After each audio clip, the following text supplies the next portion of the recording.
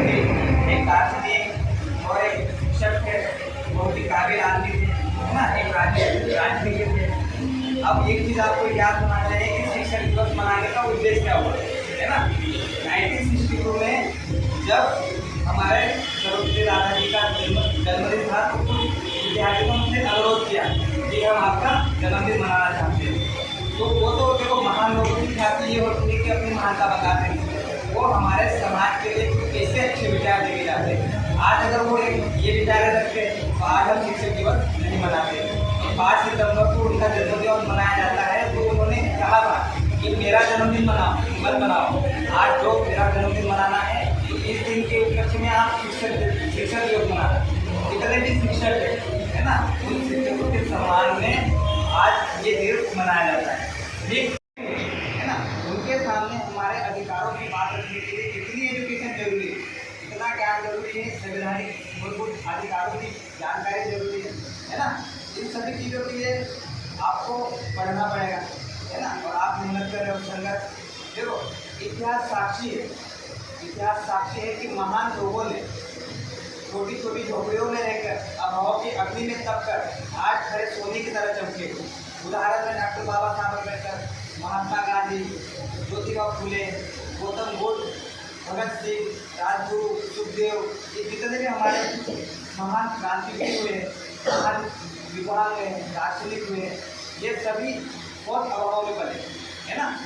आपको अगर मोटिवेशन चाहिए तो मोटिवेशन से मैं एक ही चीज़ बोलता हूँ, डॉक्टर अम्बेडकर साहब को बहुत मानता हूँ, उनके जैसा मोटिवेशन तो हो ही नहीं सकता।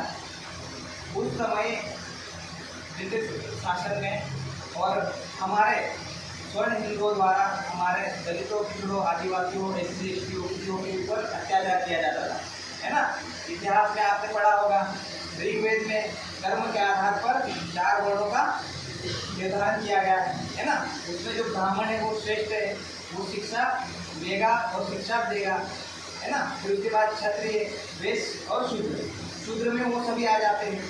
तो आज वर्तमान में हम हमारे अधिकारों की मांग करते हैं, और जो अधिकार देने वाले हैं वो उच्च वर्णों के आज भी है ना, है कि नहीं। ये चीज़ को बहुत सजगता से आपको समझनी जरूरी है।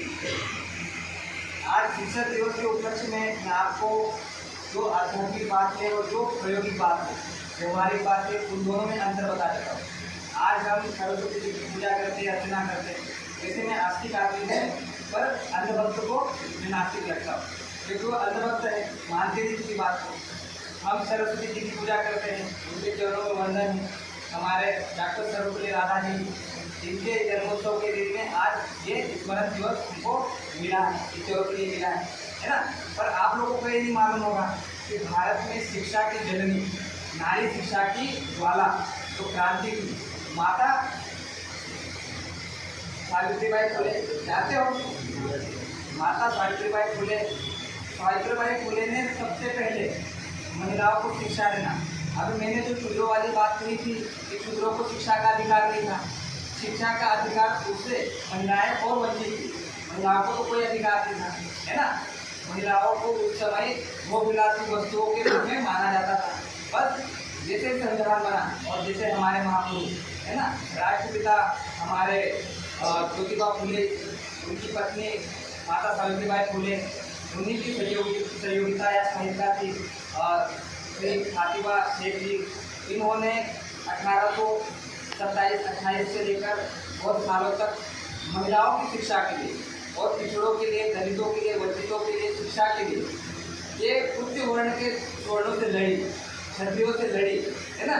जब ये, क्योंकि गाँव में देखा होगा, हरिया होते हैं, गाँव होते हैं, छोटे छोटे मंदिर होते हैं, वहाँ से बच्चों को इकट्ठा करके ऐसी जगह पे शिक्षा देती थी। उसके बाद भी अगर उच्च वर्ण के लोग, क्योंकि उनको लगता था ये पढ़ लिख जाओगे, है ना, तो अधिकार मांगेंगे, लड़ेंगे, हमारी बराबरी करेंगे। इसी बराबरी को खत्म करने के लिए इन्होंने संघर्ष किया। माता सावित्रीबाई फुले जब शिक्षा देने जाती थी तो उनसे वो लोग उनको शिक्षा देने के रोकते थे, है ना। उनके ऊपर कीचड़ फेंका जाता था, गोबर फेंका जाता था, है ना। वो घर से जब निकलती थी तो 2 साड़ियाँ लेकर निकलती थी, एक जो पहनी हुई साड़ी है वो तो खराब हो जाती थी, है ना। जैसे विद्यालय पहुँचती थी दूसरी साड़ी पहनती थी और उसके बाद बच्चों को ज्ञान देती थी। तो आपको ये विशेष चीज़ याद रखना चाहिए। महिलाओं को ज़्यादातर जो गलत देती है, आपको संविधान का ज्ञान होना ज़्यादा जरूरी है ना। संविधान में जितनी आर्टिकल है ना, उससे ज़्यादा अधिनियम बन गए हैं आपके संरक्षण के लिए, आपकी सुरक्षा के लिए, है ना। पुरुषों के लिए भी नाराज मत हो, मूल अधिकार सभी के लिए, है ना। मूल अधिकार में आर्टिकल 21 स्वतंत्रता का अधिकार। 1950 से पहले भारत में शिक्षा के प्रति पुरुष भी और स्त्री भी बहुत ही लो लेवल था, है ना। आज संविधान लागू हो जाने के बाद आज हमारी माताएं बहनें कहाँ तक पहुँच गई? अंतरिक्ष तक। हमारे मूल सुनीता विलियम्स अंतरिक्ष से यात्रा करके आए, राकेश शर्मा पहले अंतरिक्ष यात्री हुए ना। तो ये शिक्षा के बल पर आज जो कमजोर है पढ़ लिख कर आज कलेक्टर बन रहा है, मंत्री सचिव बन रहे हैं, संसद में जा रहे हैं, अपने अधिकारों की मांग कर रहे हैं। किसकी बदौलत? शिक्षा के बदौलत, है ना। और मैं शिक्षकों के प्रति अगर बात करूँ तो इस पूरे जीवन में, आपके पूरे जीवन काल में 3 लोग ऐसे हैं जो उनसे ज़्यादा आपको बड़ा बनाना चाहते हैं, है ना। एक तो आपके स्वयं के माता पिता और एक आपका गुरु। गुरु एक सड़क की तरह होता है ना। मुसाफिरों को लक्ष्य तक छोड़ देता है पर वो वही अधिक रहता है। क्यों? क्योंकि उसे मालूम है कि बहुत सारे मुसाफिरों को लक्ष्य तक पहुँचाना है। तो शिक्षकों के प्रति ये सम्मान आपका दिया हुआ, आपने एक प्रोग्राम रखा, बहुत ही अच्छा लगा और इसके लिए मैं आप सभी का आभार करता हूँ। आप सभी ने सहयोग किया, ऐसे ही सहयोग बनाए रखें। और हम बोलने के लिए बहुत सारा है, अभी टाइम की कमी है ना। तो बहुत सारी ऐसी चीज़ें बोल सकते हैं क्योंकि पढ़ तो लिया है, अब निकालना तो पड़ेगा कहीं ना कहीं, तो क्लासों में निकलेगा। आज के कार्यक्रम में मैं मेरी वाणी को विराम देता हूँ और तालियां बजा